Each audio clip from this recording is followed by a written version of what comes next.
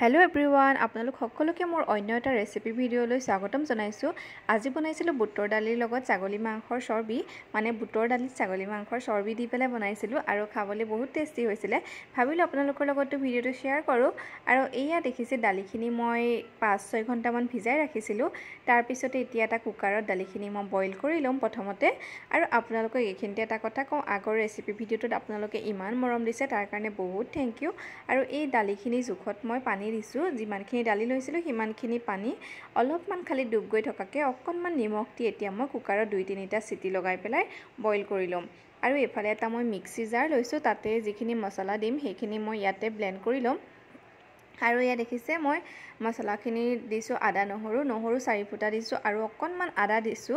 আৰু ইয়াতে মই ৰেড চিলি পাউডাৰ, জিৰা আৰু ধনিয়াৰ গুড়ি আৰু হালধিৰ পাউডাৰ গোটেইখিনি একেলগে মই এতিয়া গ্ৰাইন্ড কৰি লম। আৰু এয়া দেখিছে মই বেছি একেবাৰে স্মুথ পেষ্ট কৰা নাই, অলপ মানে গোটা গোটাকে থকাকে মই পেষ্টটো বনাইছো। আৰু বিলাহী দিয়াৰ কাৰণে পটককে পেষ্টটো হৈছে। পানীখিনি মই পিছত অকণমান পানী দিম মছলাখিনিত। আৰু এতিয়া কেৰাহী পাতি তাতে অলপমান তেল দি পেলাই অলপ হিং দিছো। হিংটো অপচনেল হয়, আপোনালোকৰ ওচৰত যদি হিং নাথাকে নিদিবও পাৰে। আৰু এয়া দেখিছে মই অকণমান চপ কৰি লোৱা পিয়াজ দিছো, সৰু এটা সাইজৰ পিয়াজ। আৰু এইখিনি অলপ গোল্ডেন ব্ৰাউন হওঁতে মই ছাগলীৰ যিখিনি চৰ্বি আছিলে সেইখিনি দি দিছো। আসলতে কি হয়, ছাগলী মাংস যেতিয়া অনা হয় তেতিয়া মানে মাংসত চৰ্বি বহুত থাকে আৰু একেলগে যদি চৰ্বিখিনি দি পেলাই বনোৱা হয় খাবলৈ বহুত বেছি তেল হয়। সেইকাৰণে ভাবিলো যে অলপমান থৈ দিও, কেতিয়াবা কিবাৰ লগত খাব পাৰিম। আৰু এতিয়া দেখিছে মাংসখিনিৰ পৰা অকণমান যেতিয়া তেল ওলাই আহিছে তেতিয়া মই এই ৰেডি কৰি ৰখা আগতে যিটো ৰেডি কৰি ৰাখিছিলো পেষ্ট, এই পেষ্টটো দি দিছো। আৰু এতিয়া কেঁচা যিটো গোন্ধ থাকে বিলাহী আৰু নহৰু এইবিলাক একেলগে যেতিয়া পিচিছো ইয়াত অকণমান কেঁচা গোন্ধটো থাকিব। আৰু মই তাতে যেতিয়া দালিখিনি বইল কৰোতে ইমান এটা নিমখ দিয়া নাছিলো, কম পৰিমাণে নিমখ দিছিলো। আৰু ইয়াতো অকণমান নিমখ দি দিছো। এইখিনি এতিয়া মই ভালদৰে ঢাকি পেলাই মই সিজি যোৱালৈকে মানে আৰু মছলাখিনিৰ পৰা তেল ওলোৱালৈকে কেঁচা গোন্ধটো যেতিয়ালৈকে নাথাকে তেতিয়ালৈকে মই এইখিনি ভালদৰে ভাজি ল'ম। ভিডিঅ'ত মই গোটেইখিনি আপোনালোকক ভাজি থকাখিনি দেখুৱা নাই, ভিডিঅ'টো বেছি দীঘল হৈ যাব।